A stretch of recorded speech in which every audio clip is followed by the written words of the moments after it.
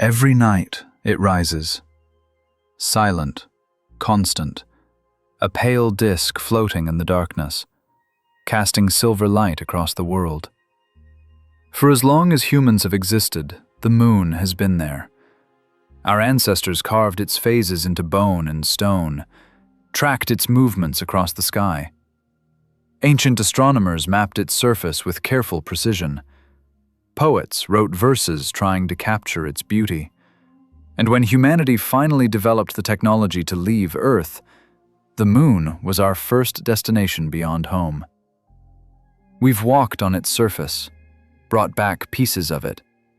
We've studied those lunar rocks for more than 50 years, analyzed them with instruments our ancestors couldn't have imagined. We've built entire theories of planetary formation around what they tell us. And yet, the moon keeps its secrets. Beneath that familiar surface, mysteries persist. Questions that decades of study haven't answered. Puzzles that the Apollo missions raised but couldn't solve. The more we learn about our closest celestial neighbor, the stranger it becomes. Scientists thought they understood how the moon formed, where its water came from, why one side looks so different from the other, whether anything still moves in its depths. But the evidence keeps surprising them. The data doesn't quite fit. And with each new mission, each new discovery, the simple story of Earth's companion grows more complex. This is the story of those mysteries, the unanswered questions that make the moon not just a dead rock in space, an active puzzle still being solved.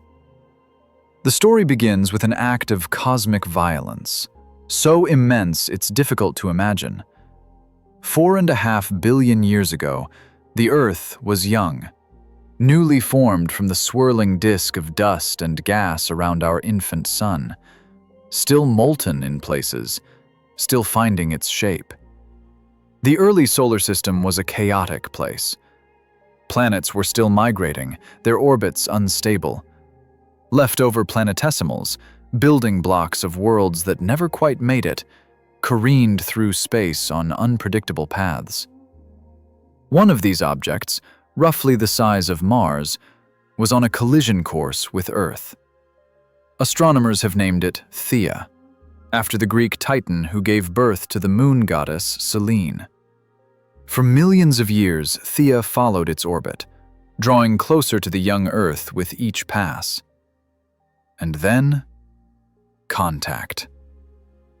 The impact released more energy than billions of nuclear weapons.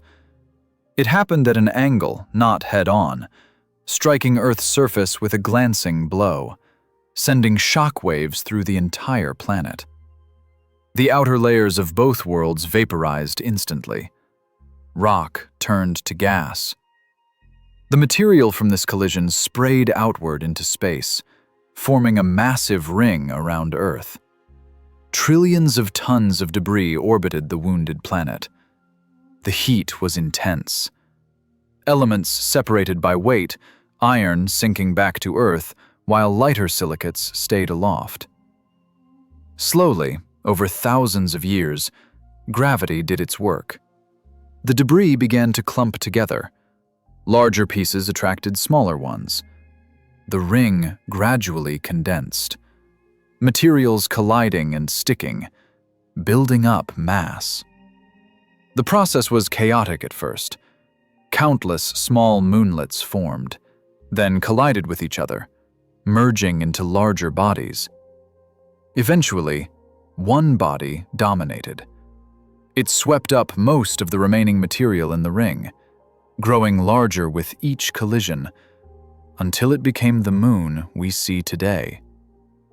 The process took perhaps 10 to 100 million years, a geological eye blink, but an eternity by human standards. This is the giant impact hypothesis. Most scientists accept it as the best explanation we have for the moon's origin. The chemistry supports it. Lunar rocks brought back by Apollo astronauts have oxygen isotope ratios nearly identical to Earth's, suggesting the two bodies share a common origin. The Moon's low density compared to Earth makes sense, if it formed primarily from the outer layers of both worlds. These outer layers were lighter than their iron cores. But the theory has problems. Computer simulations struggle to produce a moon with the right composition from a Theia impact. The models work best when Theia and Earth had very similar chemistry, but that seems unlikely for two independent planets. The angular momentum doesn't quite add up either. For the Earth-Moon system to have its current rotation and orbital properties, the impact would need to have happened with very specific energy and angle. Calculating a scenario that produces exactly what we see today remains difficult. Yet the Moon exists, circling our planet, born from catastrophe. It formed from violence and chaos, but that ancient collision was only the beginning of its mysteries. From its very first moments, our companion began developing asymmetries that scientists still struggle to explain. Look at the Moon tonight. You're seeing one face, always the same face. The craters, the dark Maria, those ancient seas of volcanic rock, the bright highlands.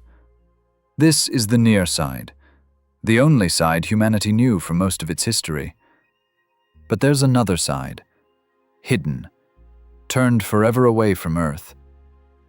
In 1959, the Soviet Luna 3 spacecraft circled the Moon. Its cameras captured something no human had ever seen: the far side. The images were grainy, crude by modern standards, but they revealed a shock. The far side looked nothing like the near side, nothing at all. Where the familiar near side showed vast, dark Maria covering 31% of its surface, the far side had almost none, only 1%. A landscape of ancient craters, battered and scarred, untouched by the volcanic floods that had reshaped the near side. Older, rougher. Why? The question has haunted lunar scientists for more than 6 decades. Two faces, separated by the curve of a sphere, one smooth and dark, one rough and bright. The Moon isn't just lopsided on the surface, it's lopsided all the way through. In 2011, NASA launched the GRAIL mission, Gravity Recovery and Interior Laboratory. 2 spacecraft named Ebb and Flow, flying in tandem around the Moon, measuring tiny changes in the distance between them, changes caused by variations in the Moon's gravitational field. What they discovered was remarkable. The Moon's crust isn't uniform. On the near side, the crust averages 30 to 40 kilometers thick. On the far side, 50 to 60 kilometers. The difference is dramatic. 20 kilometers of extra rock covering the far side. But why would the Moon grow such an asymmetric shell? Several theories emerged. Perhaps 2 moons orbited early Earth and merged. Maybe a dwarf planet collided with the Moon after its crust had solidified, adding that extra layer of material. Or perhaps the answer lay in the Moon's formation itself. When the Moon was young, still molten from the Theia impact, it orbited much closer to Earth, about 15 times closer than today. The Moon became tidally locked almost immediately, always showing the same face to Earth. And early Earth was scorching, still glowing from the collision that created it, temperatures exceeding 2,500 degrees Celsius. The Moon's near side, constantly facing this inferno, stayed molten longer.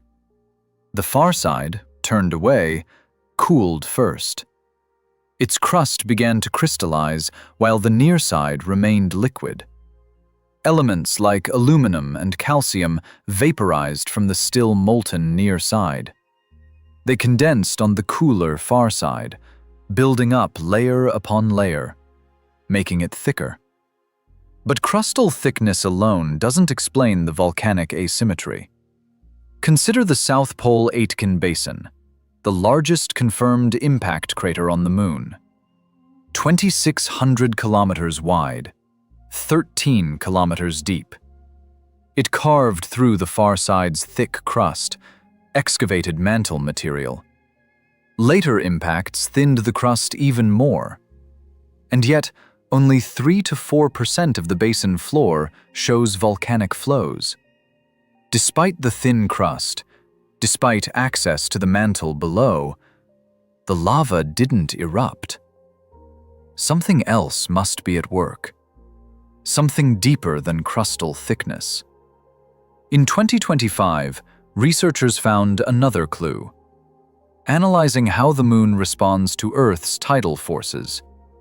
The near-side mantle is warmer, up to 170 degrees Celsius hotter than the far side. This thermal asymmetry makes the near-side mantle softer, more deformable under stress. The heat comes from radioactive elements, thorium, uranium, potassium concentrated on the near side. These elements decay over billions of years, releasing energy, making the near side warmer, keeping its mantle partially molten longer, allowing magma to rise and flood the impact basins. The far side, colder and thicker, went silent earlier. Its crust remained battered by impacts. Grail revealed something else. Linear gravity anomalies surrounding the Maria, patterns suggesting ancient convection. Dense, titanium-rich material sinking through the mantle billions of years ago, reshaping the Moon's interior before the volcanic floods began. The Moon's two faces tell a story written in gravity and heat, of a young world sorting itself by weight and chemistry, of a cosmic accident that left one hemisphere warm and volcanic, the other cold and cratered. But this lopsided geology raises another question. If the Moon once had internal dynamics powerful enough to reshape its surface, what other forces were at work in its interior? Today, the Moon has no magnetic field, no protective bubble deflecting solar wind. No compass would work there. No aurora could dance across its skies. Earth has a magnetic field generated deep in its molten outer core. Mars once had one too, billions of years ago. But the Moon? Silent, magnetically dead. And yet, something strange appears when spacecraft fly low over the lunar surface. Localized magnetic fields, patches of magnetism scattered across the crust. Some weak, barely detectable. Others surprisingly strong. The Apollo astronauts didn't expect this. When they deployed seismometers and magnetometers on the surface, the instruments detected these magnetic anomalies. Small regions where the rocks themselves were magnetic. Not the whole Moon, just scattered pockets. Then came the rock samples, brought back to Earth in sealed containers. When scientists analyzed them, they found something remarkable. Some lunar rocks are magnetic. Not all of them, but enough to demand an explanation. How can rocks on a world with no magnetic field become magnetized? There are only a few ways. One possibility, an ancient magnetic field that no longer exists. A field that magnetized the rocks when they formed, then vanished, leaving behind these magnetic ghosts. The other, impacts. Massive collisions that, for a brief moment, created intense magnetic fields. Fields strong enough to magnetize the rock, then disappearing as quickly as they came. The ancient dynamo theory suggests the moon once had a liquid core, iron and nickel churning in the lunar depths, generating a magnetic field the way Earth's core does today. This field would have lasted hundreds of millions of years. Then, as the moon cooled, the core solidified. The magnetic field collapsed.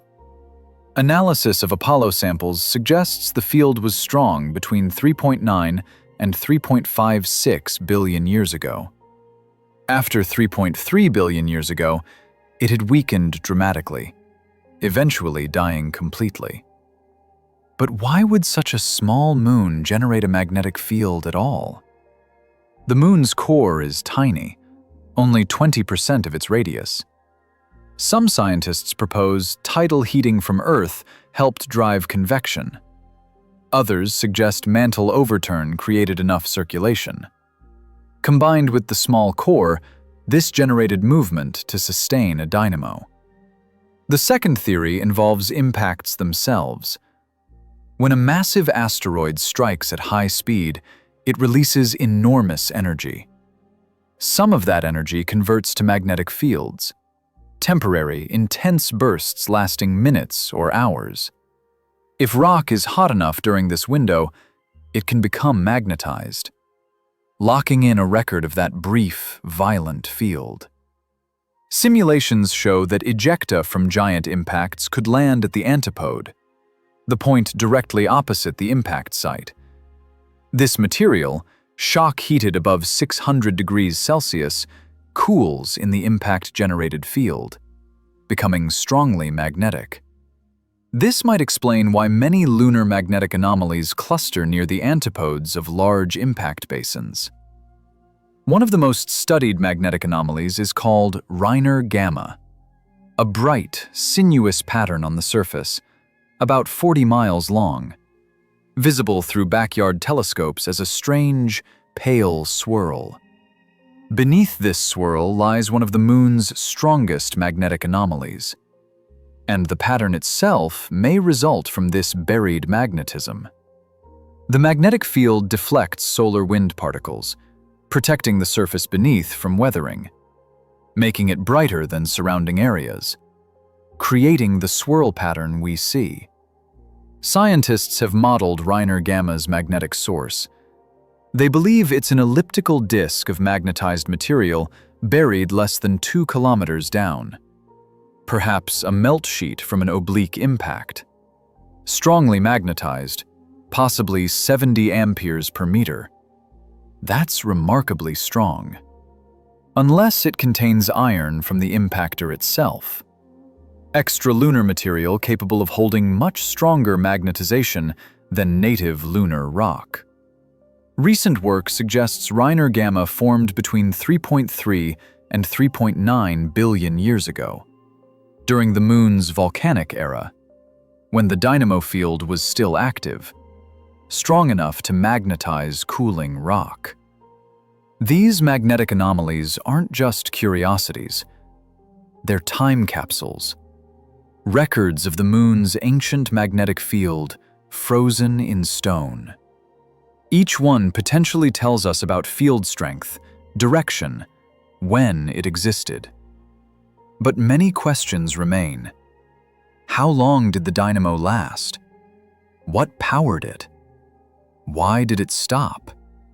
And for the impact-generated anomalies, which impacts created them? Whether these magnetic ghosts are remnants of a once-active core or scars from ancient collisions, they tell us the moon's interior was far more dynamic than its silent surface suggests. And that interior may still hold surprises. For decades, scientists described the moon as geologically dead, frozen in time. Its volcanism, they said, ended over 1 billion years ago. The Maria, those dark plains of ancient lava, were its final gasps. After that, silence. The moon's interior cooled and solidified. Nothing moved beneath the surface.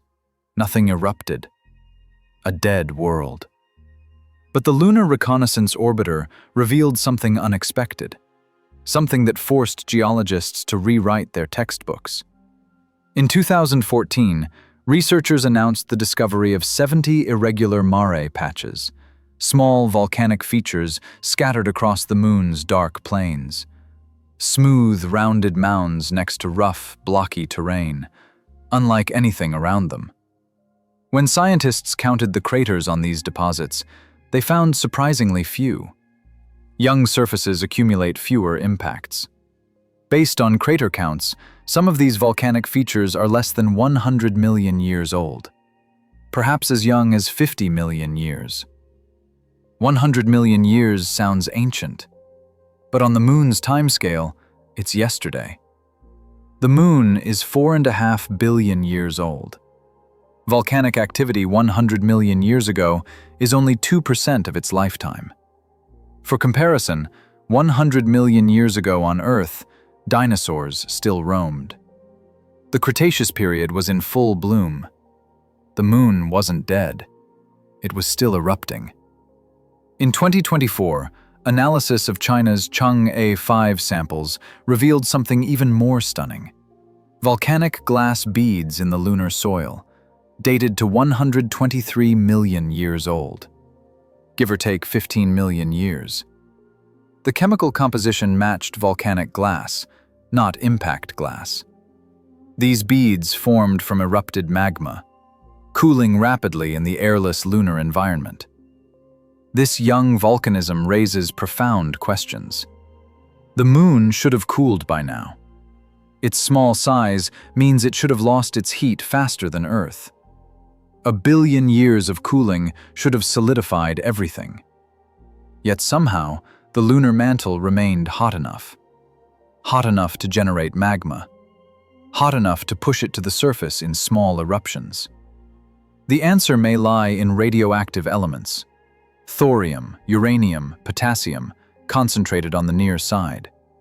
These elements decay slowly, releasing heat, keeping parts of the mantle warmer than expected. Perhaps warm enough to produce occasional volcanic eruptions. Even in the moon's old age. But volcanism isn't the only sign that the moon remains active. The moon is shrinking. As its interior cools, it contracts, taking up less space. The distance from the lunar surface to its center has decreased by about 90 meters. That may not sound like much, but on a world without plate tectonics, this contraction creates stresses. The crust doesn't slide smoothly like Earth's plates. Instead, it breaks. Thousands of lobate scarps have been discovered across the lunar highlands. Cliff-like features where the crust has fractured. Blocks of rock thrust upward as the surface compresses. Some of these scarps cut through young craters that themselves are geologically recent. The scarps must be even younger. So young that some may still be forming today. In fact, shallow moonquakes detected by Apollo seismometers might be linked to these features, the moon cracking and adjusting as it shrinks. Recent analysis found that some of these quakes occur near lobate scarps, suggesting ongoing movement. Fields of boulders on scarp slopes may have been shaken loose by moonquakes happening in our current era. The moon also shows evidence of stretching in some areas. Narrow troughs called graben, where the crust pulls apart and sections drop down, creating small valleys. The shrinking moon isn't shrinking everywhere uniformly. Some regions compress while others extend. All of this paints a picture very different from the dead world scientists once imagined. The moon is still evolving, still changing. Its interior, though cooling, retains enough heat for occasional eruptions. Its crust still breaks and shifts under tectonic stress. The moon isn't frozen in time. It's a living geological body, still adjusting to 4.5 billion years of cooling, still releasing its ancient heat in slow, subtle ways. And if volcanism was active so recently, if eruptions brought material from the mantle to the surface just 100 million years ago, what else might those volcanic processes have delivered? For 40 years, scientists were certain. The moon was bone dry. No atmosphere to hold moisture, no clouds, no rain, no oceans. Just ancient rock and dust baked by the sun for billions of years. Completely, utterly dry. Every textbook said so. Every model predicted it. The Apollo astronauts brought back kilograms of lunar rock. Scientists analyzed them exhaustively. Dry. All of them. Then, in 2008, everything changed.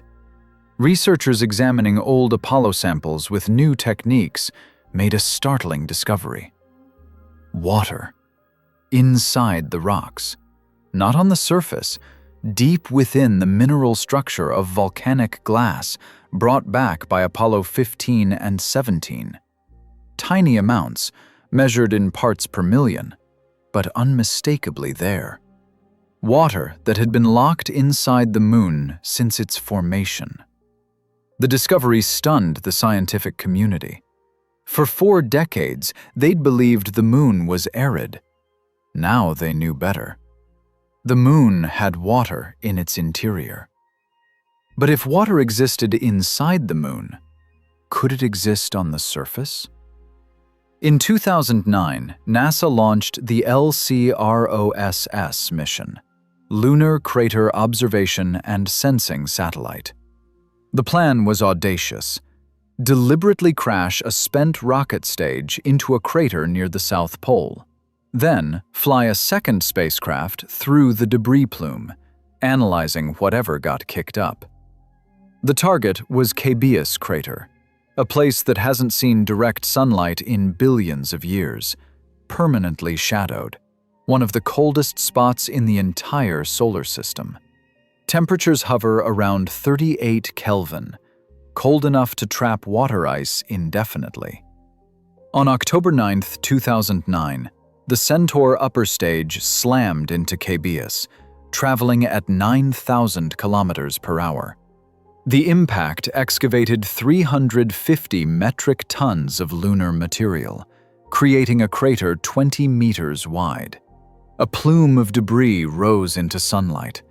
For the first time in eons, material from the crater floor was exposed. The L-Cross spacecraft had 4 minutes to fly through the plume and record what it contained. Its instruments detected water vapor, water ice grains. The announcement came on November 13, 2009. NASA confirmed it. Water exists on the moon, in permanently shadowed craters at the poles. Analysis revealed that 5.6% of the material in Cabeus crater was water ice, plus or minus 2.9%. That's roughly twice as wet as Sahara Desert soil. Not lakes or rivers, but significant amounts. Enough to matter. The discovery changed everything. Suddenly, the moon wasn't just a dead rock. It was a potential resource, a place where water could sustain future missions. But where did this water come from? 3 main theories emerged. The first involves comets and asteroids. For billions of years, icy bodies have struck the moon, each impact delivering water. In the intense cold of permanently shadowed craters, this water couldn't escape. It accumulated over time, frozen in the eternal darkness. The second theory points to the solar wind. Streams of hydrogen ions from the sun constantly bombard the lunar surface. When hydrogen meets oxygen-bearing minerals in lunar rock, chemical reactions can create water molecules. This process happens continuously, building up water in the soil grain by grain. The third possibility, volcanic outgassing. When the moon was volcanically active, eruptions brought magma from the interior. That magma contained water. As it reached the surface and cooled, some of that water escaped.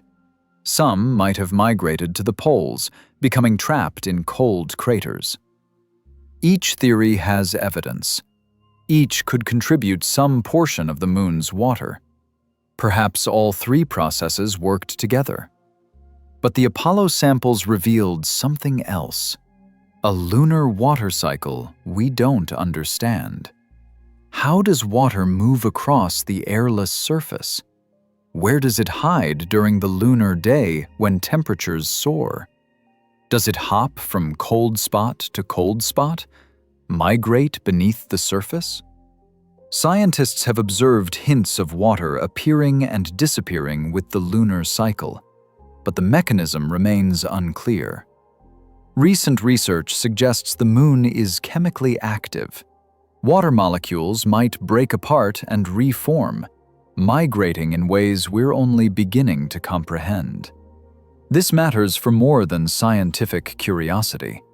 Future lunar bases will need water for drinking, for growing food, for producing rocket fuel by splitting it into hydrogen and oxygen.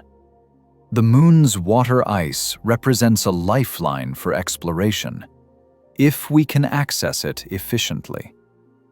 Water on the moon transforms it from a dead rock into a potential oasis, a place where humans might actually live and work. But this water, whether delivered from space or erupted from below, is only one of many hidden resources beneath the lunar surface. Some of those hidden structures are far stranger. At the moon's south pole, hidden on the far side where Earth's gaze cannot reach, lies the largest confirmed impact crater in the solar system. The South Pole Aitken Basin stretches 2,500 kilometers across the lunar surface, roughly the distance from Texas to Washington, D.C. Its floor drops 13 kilometers below the surrounding terrain. The impact that carved this wound occurred roughly 4 billion years ago, when our solar system was still young and violent. For decades, scientists mapped its dimensions, studied its ancient rocks, cataloged its features. But in 2019, researchers analyzing data from NASA's Gravity Recovery and Interior Laboratory mission discovered something they hadn't expected. Something massive, buried deep beneath the basin floor. The gravity measurements revealed an enormous structure hidden in the lunar mantle, an excess mass of at least 2.18 quintillion kilograms. Imagine a pile of metal 5 times larger than Hawaii's Big Island, buried hundreds of kilometers underground. The sheer weight of this hidden mass is dragging the basin floor downward by more than half a mile. What could create such an anomaly? The researchers proposed several theories, each supported by different lines of evidence. The first suggests that this mass is a remnant of the impactor itself. Computer simulations show that under the right conditions, the iron-nickel core of a massive asteroid could survive the collision and become embedded in the moon's mantle. The metallic heart of a world killer, frozen in place for 4 billion years. The second theory proposes that the impact excavated and concentrated dense mantle material. The collision would have been so violent that it punched through the crust entirely, exposing deeper, heavier rocks. As the basin settled and cooled, this dense material could have accumulated beneath the floor, creating the gravitational signature we detect today. The third possibility involves the moon's ancient magma ocean. During the final stages of lunar magma ocean crystallization, dense oxides, compounds rich in iron and other heavy elements, would have sunk and concentrated in specific regions. The South Pole Aitken impact might have struck precisely where such concentrations had already formed. Each theory remains plausible. Each fits some of the evidence. but we cannot yet determine which is correct because we have never sampled the material directly. The anomaly extends to depths of more than 300 kilometers, far beyond the reach of any current drilling technology. Orbital measurements can only tell us so much. They reveal the mass, the depth, the gravitational pull, but they cannot determine composition. They cannot distinguish between ancient asteroid metal and concentrated lunar oxides. They cannot tell us the age with precision. A sample return mission could answer these questions definitively. If we could retrieve even a small piece of material from the anomaly's source region, we could analyze its chemistry, measure its age, determine its origin. We would know whether we're detecting the buried heart of an ancient asteroid or something native to the Moon itself. Until then, the South Pole Aitken anomaly remains one of the Moon's deepest mysteries. Literally. Whatever caused it has shaped the basin's structure for 4 billion years, pulling its floor downward, leaving a gravitational fingerprint that speaks of ancient violence. The largest crater in the solar system guards one of its largest secrets. But the basin holds value beyond its mysteries. Scientists consider it one of the best natural laboratories for studying catastrophic impact events, the ancient process that shaped every rocky world in our solar system.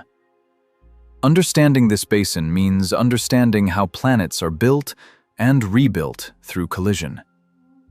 The upcoming Artemis missions plan to explore the Moon's South Pole region, bringing the South Pole Aitken Basin within reach of future sample collection.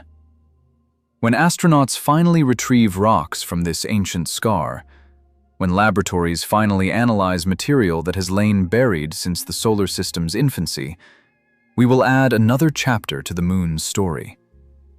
Whatever lies beneath the South Pole Aitken Basin has been hidden for billions of years. A massive secret, locked in eternal darkness and crushing depth. But the Moon's surface holds mysteries that are far more visible and far more recent. For over 1,000 years, observers have reported something strange on the lunar surface. Flashes of light, brief glows, color changes where none should exist. In 1178, monks at Canterbury witnessed what they described as flames and sparks erupting from the Moon's upper horn. In 1783, William Herschel, the astronomer who discovered Uranus, observed a red glow near crater Aristarchus on the Moon's dark hemisphere. The phenomenon has a name now: Transient Lunar Phenomena, TLPS. More than 3,000 events have been documented across 10 centuries. Most appear as sudden increases in brightness, localized brightenings that last anywhere from a few seconds to several hours. Some observers report red or orange glows, the most common coloration. Others describe obscurations, where familiar surface details temporarily vanish behind what looks like mist or haze. A few accounts mention flashes of violet or blue. These events are not distributed randomly across the lunar surface. Over 1/3 of all reliable reports come from a single region: the Aristarchus crater and plateau. Alphonsus crater shows similar activity. So does Plato. So do the young impact craters Copernicus, Kepler, and Tycho. In July 1969, as Apollo 11 achieved lunar orbit, Mission Control received word that amateur astronomers had spotted a transient phenomenon near Aristarchus. Neil Armstrong looked out his window and confirmed it. An area considerably more illuminated than the surrounding area, with what seemed like a slight fluorescence. During the Apollo 17 mission in December 1972, astronaut Harrison Schmitt observed a bright flash north of crater Grimaldi while orbiting the Moon. Hours later, astronaut Ronald Evans noticed another light flash east of Mare Orientale. For years, scientists dismissed these reports. Optical illusions, they said. Atmospheric distortions. Observer error. But the observations kept accumulating. In 1963, 2 cartographers at Lowell Observatory manually recorded bright red and orange phenomena on Aristarchus's interior rim. The observation changed professional attitudes overnight. Scientists began taking the reports seriously, searching for explanations. The leading theory involves outgassing, gas escaping from beneath the lunar surface. Apollo missions detected radon gas emissions from the Moon. The radioactive decay of radon-222 into polonium-210 could create visible light. Interestingly, regions with high radon concentrations overlap strongly with TLP hotspots. Statistical analysis shows these areas correlate with boundaries between the dark basalt maria and the bright highlands, precisely where you'd expect fractures and gas pathways. Another explanation points to meteorite impacts. The Moon has no protective atmosphere. Rocks strike its surface constantly. Between 2017 and 2023, the European Space Agency's Neliota project monitored the Moon specifically for impact flashes. They documented hundreds of strikes, some creating visible light bursts lasting milliseconds. But impacts don't explain the longer events, the glows that persist for minutes or hours. A third theory involves electrostatic phenomena. Solar wind bombards the Moon with charged particles, potentially levitating dust into sunlight and creating temporary glows. Yet, none of these explanations accounts for all observations. Some events last seconds, others persist for hours. Some appear as sharp flashes, others manifest as diffuse glows or mysterious darkenings. Modern automated monitoring systems now watch the Moon continuously, searching for these phenomena with digital precision. The Aristarchus region remains the most active, but scientists still can't predict when or where the next event will occur. Whether these phenomena arise from outgassing, impacts, electrostatic effects, or something else entirely, they reveal a fundamental truth. The Moon is not the dead, unchanging world we once imagined. Its surface responds to forces we're only beginning to understand. Solar wind interaction, residual gas release, constant bombardment from space. Whatever causes these transient phenomena, outgassing, impacts, electrostatic effects, or forces we haven't yet identified, they point to an undeniable truth. The Moon's surface is far more active than its ancient stillness suggests. The Moon trembles. Not from plate tectonics, not from volcanic eruptions, but from forces both ancient and ongoing. When Apollo astronauts placed seismometers on the lunar surface between 1969 and 1972, they expected a geologically dead world. Instead, the instruments recorded something unexpected: moonquakes. Over 8 years of operation, 4 seismometer stations detected more than 13,000 seismic events. Recent reanalysis of the data has tripled that number, revealing over 22,000 additional quakes hidden in the Apollo recordings. The Moon, it turns out, is seismically active. But lunar quakes behave nothing like earthquakes. When the Moon shakes, it rings like a bell, vibrations reverberating for tens of minutes through fractured crust. The intense impact cratering of the upper few hundred meters scatters seismic waves, creating a prolonged echo that no terrestrial earthquake produces. Scientists identified 4 distinct types of moonquakes. The most numerous are deep moonquakes. These occur between 700 and 1,100 kilometers beneath the surface, far deeper than any earthquake.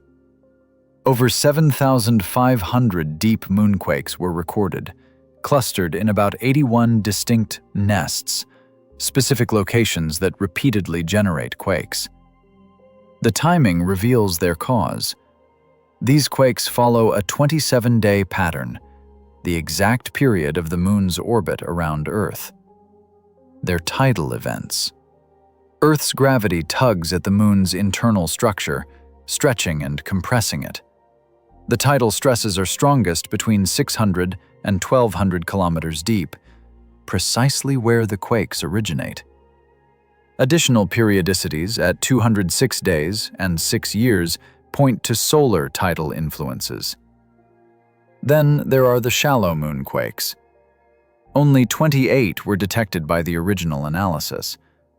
The new research has identified 74 total. These are the most worrisome. Shallow moonquakes occur at depths less than 100 kilometers. Some reach magnitude 5.7, strong enough to be felt by anyone standing on the surface. They can last more than 10 minutes.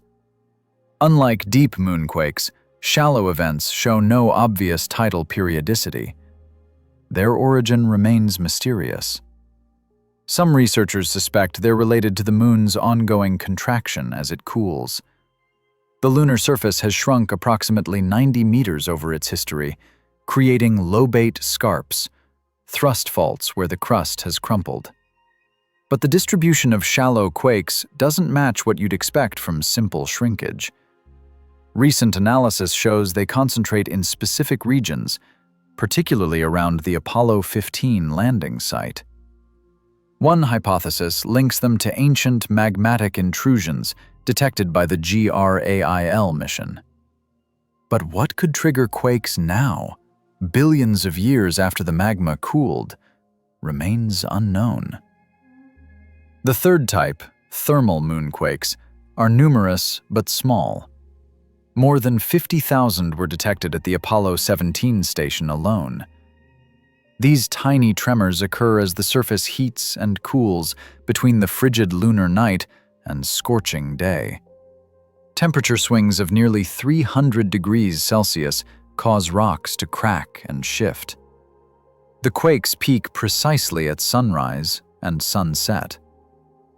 The fourth category comprises meteorite impacts. At least 1,700 impact-generated moonquakes were recorded. Without an atmosphere to burn up incoming rocks, the Moon's surface takes the full force of every strike. What's notable about all these moonquakes is what's missing. No events occur between 200 and 700 kilometers deep. The gap suggests fundamental differences in material properties at different depths, and most deep moonquakes cluster on the near side. The far side, particularly the region opposite Earth, shows almost no deep seismic activity. Either that region is truly aseismic, or the Moon's deep interior deflects and attenuates seismic waves so severely that far-side quakes go undetected. The seismometers were shut down in 1977. For nearly 50 years, scientists have analyzed that finite dataset, squeezing out new insights with improved signal processing. But the Moon continues to shake, revealing that beneath the ancient, cratered surface lies a structure still responding to forces from Earth, from the Sun, and from processes we don't yet understand. The seismic data has revealed something else, evidence of what lies at the Moon's very center. For decades, scientists debated whether the Moon even had a core. Based purely on density, many thought it impossible. The Moon's average density is far lower than Earth's, 3,346 kilograms per cubic meter, compared to Earth's 5,514. A metal core seemed unlikely in such a low-density body. Early seismic data couldn't resolve the question. The Apollo seismometers detected waves traveling through the Moon's interior, but identifying reflections from a core proved nearly impossible. The problem was signal strength. Deep moonquakes typically occurred right at the detection threshold of the instruments. If seismic phases were recorded at all, they were usually just the primary pressure and shear wave arrivals. Core reflected phases are much weaker, often many times smaller in amplitude. The extended ringing of the primary waves, scattered endlessly through the fractured crust, obscured any faint reflections from deep within.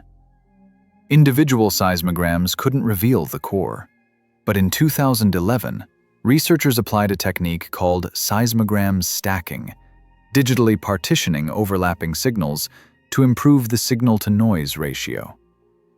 The method revealed what individual readings had missed: reflected seismic phases from the deep interior. Evidence of layered structure at the moon's center. The results suggested something Earth-like: a solid inner core. The inner core is made of pure iron, with a radius of approximately 240 kilometers. Surrounding it is a liquid outer core, primarily molten iron with less than 6% lighter elements like sulfur. The outer core has a radius of roughly 330 kilometers and a thickness of about 90 kilometers. Together, the inner and outer core comprise about 60% liquid by volume. But there's a third layer. Between the solid mantle and the liquid core lies a partially molten zone, a boundary layer about 150 kilometers thick. This partial melt layer sits at the base of the mantle, at a radius of approximately 480 kilometers from the moon's center. 10 to 30% of this layer's material exists in a molten state. The presence of partial melting suggests temperatures at the core mantle boundary reach at least 1,650 Kelvin, hot enough to keep iron-sulfur alloys liquid. This layered structure, solid inner core, liquid outer core, partially molten boundary, may explain several puzzles. It explains why far-side deep moonquakes are so rare. Seismic waves from the far side must pass through this highly attenuating partial melt layer to reach the near-side Apollo seismometers. The molten material absorbs and deflects the waves so effectively that far-side quakes either don't reach the detectors or arrive too weak to identify. Whether the far side is truly less seismically active, or whether we simply can't detect its quakes, remains unknown. The core structure also connects to the moon's magnetic past.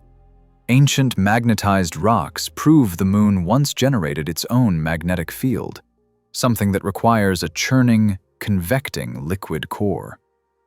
A dynamo. The small size of the lunar core and the age of magnetized rocks place severe constraints on how such a dynamo could have operated. The core would need to have remained molten and convecting for hundreds of millions of years after the moon's formation. Yet at some point between 3.56 and 3.3 billion years ago, the dynamo shut down. Whether it stopped because the core cooled completely or because convection ceased for other reasons remains debated. The partial melt layer adds complexity. Some models suggest this boundary zone might have formed as the core crystallized from the bottom up, the solid inner core growing as the outer core slowly froze.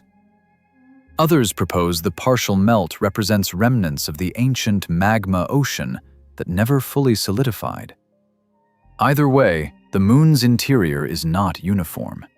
It's layered, dynamic, and still evolving. Despite all this progress, enormous uncertainties remain. The composition, the exact structure, the mechanisms that once drove a lunar dynamo, all remain poorly understood. The moon has given us hints: reflected waves from deep within, magnetic ghosts in ancient rocks. But its core keeps its secrets. Just as puzzling as what lies at the moon's center is how long it has been locked in its current configuration, always showing us the same face. Every night, the same craters, the same Maria, the same face. The moon rotates exactly once during each orbit around Earth, a configuration called tidal locking, Its day equals its year, both lasting just under 4 weeks. This wasn't always the case. Shortly after the moon's formation, it spun rapidly. Earth's gravity pulled at the young moon, deforming it into an oblong shape, creating bulges pointing toward and away from Earth. But the moon was rotating. The bulges had to constantly shift and change as different parts of the surface faced Earth. Rock bending and flowing, massive internal tides surging through the molten interior. This process dissipated enormous amounts of energy as heat. The friction gradually slowed the moon's rotation. Eventually, the rotation synchronized perfectly with the orbit. The same hemisphere locked facing Earth. The bulges no longer needed to migrate. The process happened remarkably quickly by astronomical standards. Estimates suggest the moon became tidally locked within about 1,000 years of its formation. But that raises a question scientists have struggled to answer. When exactly was the moon formed? For decades, researchers estimated the age at roughly 4.42 billion years. But in 2023, scientists analyzing Apollo 17 samples made a discovery that pushed that date back significantly. The key lay in tiny zircon crystals hidden in lunar dust. Harrison Schmitt collected the sample in 1972 during the last crewed mission to the moon. For over 50 years, it sat waiting for technology advanced enough to read its secrets. When the Mars-sized impactor struck Earth and formed the moon, the energy melted everything. The lunar surface became a magma ocean. Zircon crystals cannot form or survive in molten rock. Any crystals on the moon's surface must have formed after the magma ocean cooled and solidified. Dating the crystals reveals the minimum age of the moon. Researchers used atom probe tomography, evaporating individual atoms with ultraviolet lasers and measuring how fast they traveled through a mass spectrometer. Speed reveals mass. Mass reveals identity. The technique counted atoms that had undergone radioactive decay, uranium transforming into lead, one atom at a time, like sand falling through an hourglass. The proportion of uranium to lead isotopes indicated the crystals formed 4.46 billion years ago, 40 million years older than previous estimates. The moon solidified just 110 million years after the solar system itself formed. Within 1,000 years after that, it locked its gaze on Earth. And it's been drifting away ever since.